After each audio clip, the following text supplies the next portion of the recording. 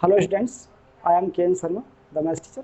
Students, class 9th chapter 1 है हमारा, exercise 1.5 है का 5th क्वेश्चन है, rationalise the denominator of the following. Students, mostly बच्चे जो है इसमें मिस्टेक करते हैं। ये रेशनलाइजेशन क्या होती है, कैसे करते हैं?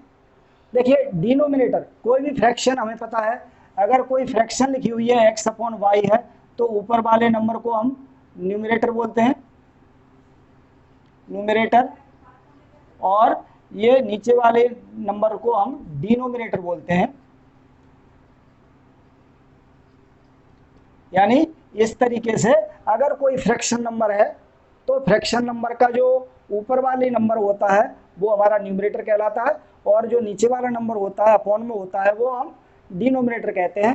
तो स्टूडेंट्स, हमें ये सारी फ्रैक्शंस दी हुई है, और फ्रैक्शंस में इसमें क्या बोला गया है कि डिनोमिनेटर को रेशनलाइज करना है।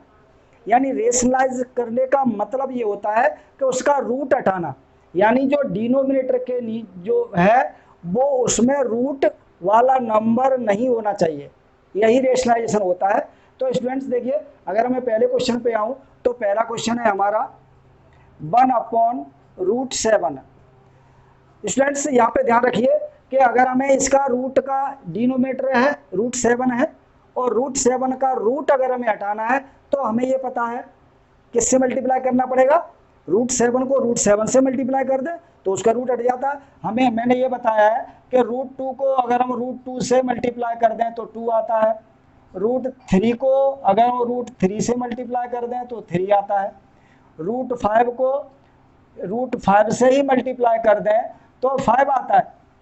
इसका मतलब क्या है, सेम नंबर हो और वो दोनों रूट में हो, और अगर दोनों का मल्टीप्लाई हो रहा है तो इसका मतलब उसका रूट हट जाता है। और यही फंडा हमें इसमें अपनाना है।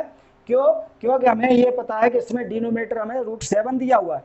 और स्टूडेंट्स, एक बात और ध्यान रखिए, अगर मैं कहीं जैसे 2/3 लेता हूँ, कोई फ्रैक्शन नंबर है, और इसमें न्यूमरेटर में मैं 2 से मल्टीप्लाई कर दूं और इसमें भी 2 से मल्टीप्लाई कर दूं तो कितना आएगा, 2 2 या 4/3 2 या 6 आएगा।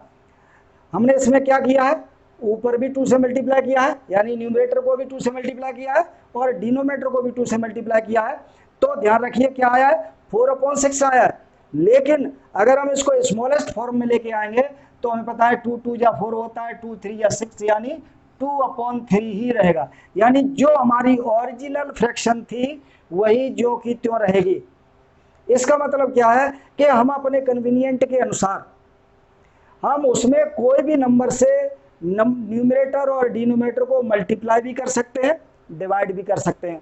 तो स्टूडेंट्स, यही रूल को हम अपनाते हुए हम यहाँ पे इसका डिनोमिनेटर को जो है क्या करते हैं, रेशनलाइज करते हैं।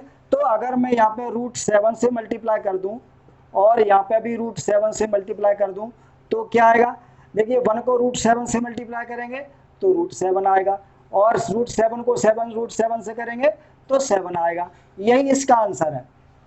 ध्यान रखिए, इसमें सिंगल नंबर था, और सिंगल नंबर को अगर हमें रेशनलाइज करना है तो उसका रूट हटाने के लिए हमें जो रूट वाला नंबर है उसी से न्यूमरेटर और डिनोमिनेटर को मल्टीप्लाई कर दीजिए तो उसका डिनोमिनेटर रेशनलाइज हो जाएगा। इस तरीके से अगर मैं सेकंड पार्ट ले लूं, सेकंड पार्ट है हमारा 1/√7 माइनस √6 है। ध्यान रखिए स्टूडेंट्स, यहाँ पे हमारा पहले पार्ट में जो √7 था डिनोमिनेटर में वो सिंगल था, तो हमने क्या किया था, √7 से ऊपर नीचे मल्टीप्लाई किया। लेकिन यहाँ पे क्या है, यहाँ पे 2 नंबर हो रहे हैं, √7 माइनस √6 है। तो हम क्या करेंगे, तो हम इसको क्या करेंगे, अगर हम इसको रेशनलाइज करना चाहते हैं तो हम इसको जो √7 माइनस √6 है तो इसका अपोजिट साइन लेकर के न्यूमरेटर और डिनोमिनेटर को मल्टीप्लाई कर दें, यानी √7 प्लस √6 कर दें, और यहाँ पे भी कर दें √7 प्लस √6 कर दें।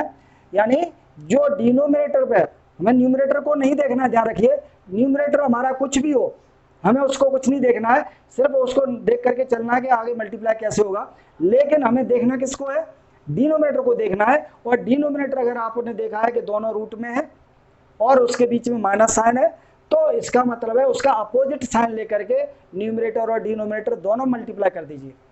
तो देखिए स्टूडेंट्स क्या होगा, ये हो जाएगा, अगर हम इस पूरे नंबर को अगर ऐसे ब्रैकेट ले लें तो इस पूरे नंबर को 1 से मल्टीप्लाई करेंगे तो हमारे पास आएगा वही √7 प्लस √6 और नीचे आएगा। अब देखते हैं हमारे पास जो मैंने इससे पहले बताया था कि a माइनस बी और a प्लस बी, जो आइडेंटिटी हमने लास्ट ईयर पढ़ी हुई है कि a minus B a plus B equal to a square minus B square होता है, तो हम यहाँ पे करेंगे वही आइडेंटिटी अप्लाई करेंगे।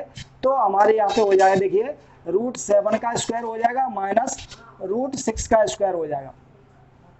आगे जब हम इसको सॉल्व करेंगे तो ये हो जाएगा √7 प्लस √6 अपॉन √7 का स्क्वायर करेंगे तो 7 माइनस √7 का 6 का स्क्वायर करेंगे तो 6, और जब हम आगे इसको सॉल्व करेंगे तो √7 प्लस √6 अपॉन 7 में से 6 लेस करेंगे तो 1 आएगा। या हम इसको कह सकते हैं, क्या कह सकते हैं, इसको हम लिख सकते हैं कि √7 प्लस √6, यही हमारा आंसर होगा।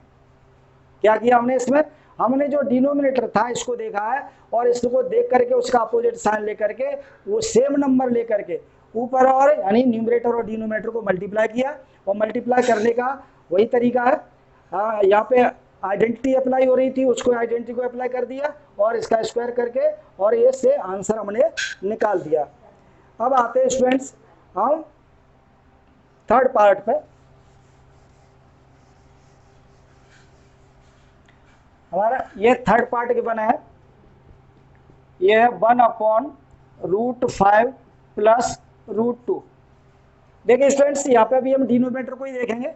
अगर डिनोमिनेटर रूट में है या प्लस माइनस में है तो हमें ये पता है कि जिस तरीके से मैंने इससे पहले वाला किया है उसी तरीके से, यानी इसका अपोजिट साइन लेकर के न्यूमरेटर और डिनोमिनेटर को मल्टीप्लाई कर दें। तो देखिए क्या होगा, √5 माइनस √2 आ जाएगा, नीचे भी √5 माइनस √2 आएगा। क्या किया हमने यहाँ पे, हमें जो डिनोमिनेटर का जो साइन है उसका अपोजिट साइन लेना है और वही अपोजिट साइन लेकर के डिनोमिनेटर और न्यूमरेटर में मल्टीप्लाई कर देना है। अब हम देखते हैं क्या होगा, अगर हम 1 से इसको मल्टीप्लाई करते हैं तो हमारा वही आएगा, √5 माइनस √2 आएगा, और नीचे a plus B a minus B वही आइडेंटिटी अप्लाई हो रही है। तो हम यहाँ पे करेंगे √5 का स्क्वायर माइनस √2 का स्क्वायर। आगे जब हम इसको सॉल्व करेंगे तो ऊपर वाला नंबर तो सेम ही रहेगा, यानी √5 माइनस √2 अपॉन √5 का स्क्वायर करेंगे तो ये 5 माइनस √2 का स्क्वायर करेंगे तो 2। इस तरीके से आगे ये सॉल्व होगा, √5 माइनस √2 अपॉन 5 में से 2 लेस करेंगे तो 3 होगा। स्टूडेंट्स यही हमारा आंसर है, डिनोमिनेटर में रूट नहीं रहना चाहिए, यही रेशनलाइजेशन कहलाता है, क्योंकि अगर रूट रह गया तो हम दोबारा भी मल्टीप्लाई कर सकते हैं। तो स्टूडेंट्स ध्यान रखिए, जब तक डिनोमिनेटर का रेशनलाइजेशन नहीं हो जाता है यानी उसका रूट नहीं हट जाता है तब तक हम उसको सॉल्व करते रहेंगे।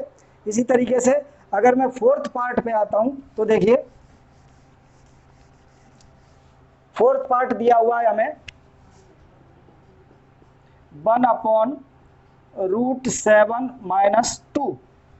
देखिए स्टूडेंट्स इससे पहले वाले में √5 √2 था, यहाँ पे भी रूट, दोनों ही नंबर रूट में थे, यहाँ पे एक रूट में है तो दूसरा विदाउट रूट है। तो लेकिन रूल हमें वही अपनाना है जो हम इसके साथ अपनाते रहे हैं रेशनलाइजेशन करने के लिए, कि डिनोमिनेटर देख करके इसका जो अपोजिट साइन है क्या है, √7, नंबर तो वही लेंगे हम √7, लेकिन माइनस है तो हम यहाँ पे +2 से मल्टीप्लाई करेंगे और यहाँ पे भी हम √7 + 2 से मल्टीप्लाई करेंगे।